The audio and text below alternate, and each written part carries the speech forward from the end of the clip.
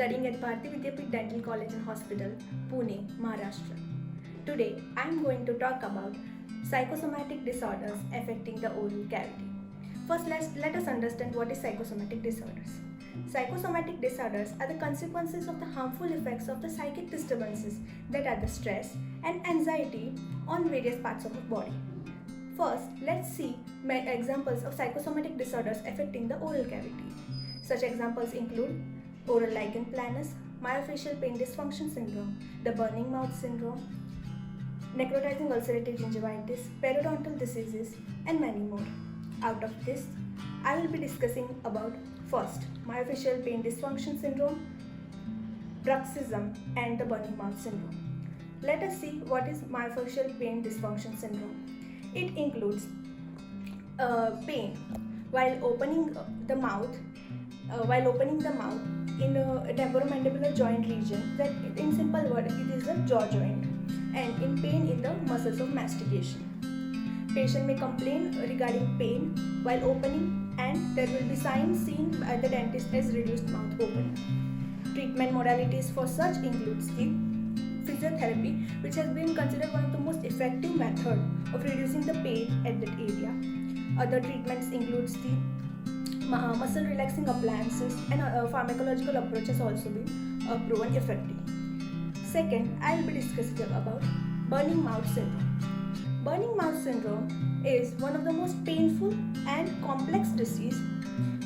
It includes the burning and tingling sensations in the mouth of the patient and may last from days to months with unknown cause. Treatment modalities of such disease may include the first is the coagulative therapy, which has been considered one of the most effective method in case of this disease. Other treatment modalities may also include the capsicum cream treatment with a concentration of 0.025%, and aloe vera gel application has also been proven effective. Third and the last I would like to discuss is the bruxism. Bruxism, in simple words, is the tooth grinding. It can also lead to deleterious effects like tooth destruction, breakage of the dental restorations, and TMJ disorders, that is the temporomandibular joint disorders.